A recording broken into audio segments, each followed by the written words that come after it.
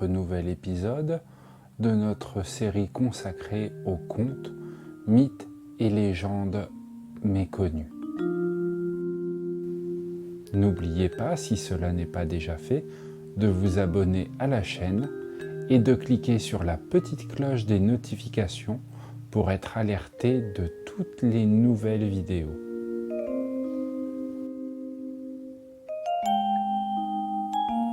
Merci à Abdel pour la musique. Vous allez pouvoir écouter aujourd'hui un nouveau conte dit par Jujudoka.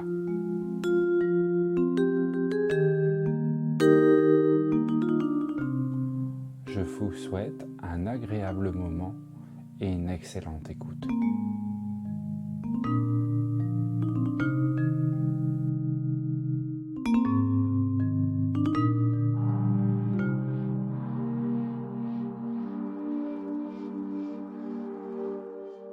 La légende de Lydéric et Finard ou la création de la ville de Lille. En l'an 620, dans la région des Flandres, dans le nord de la France, vivait un seigneur nommé Finard. Cet homme, avide et envieux, était d'une taille gigantesque. Il était toujours à la recherche de nouvelles conquêtes, qu'elles soient matérielles ou de plaisir. Un jour, l'un de ses messagers vint le prévenir qu'un groupe de voyageurs semblant fortunés se dirigeait vers son domaine et allait très certainement le traverser.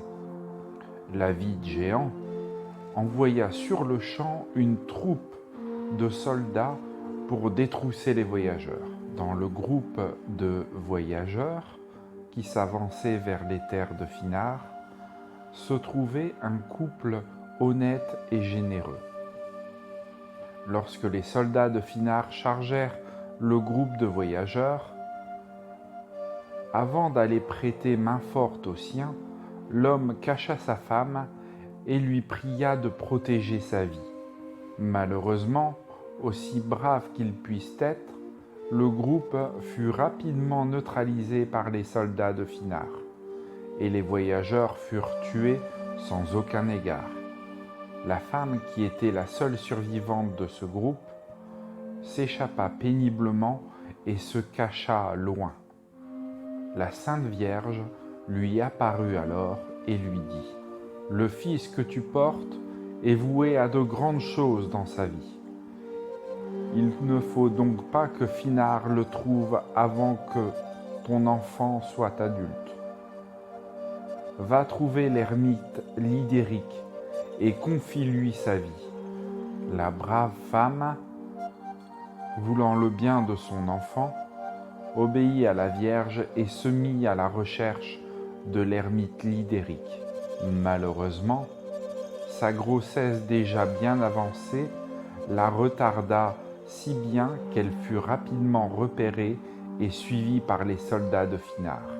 Elle finit tant bien que mal par arriver chez Lydéric et accoucha d'un enfant qu'elle lui confia.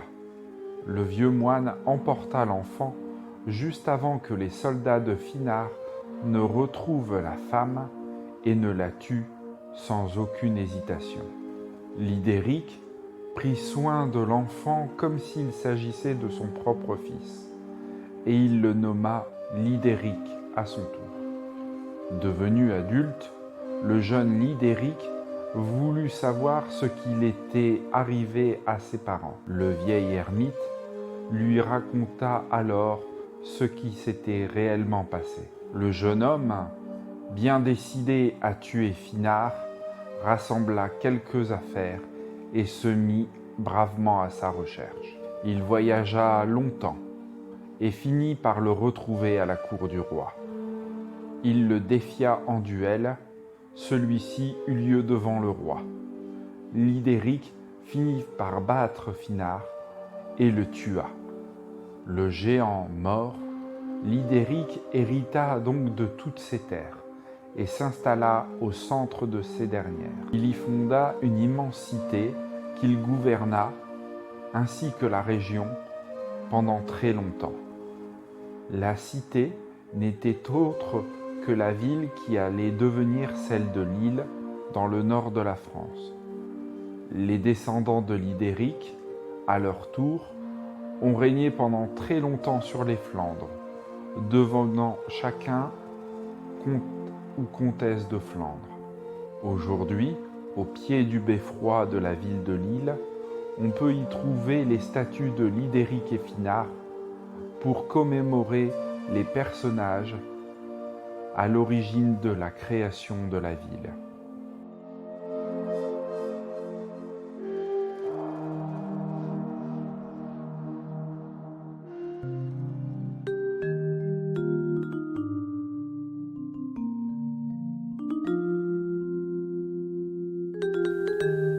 Cet épisode touche à présent à sa fin. J'espère que vous avez passé un agréable moment. Et je vous dis à tout bientôt pour un nouvel épisode.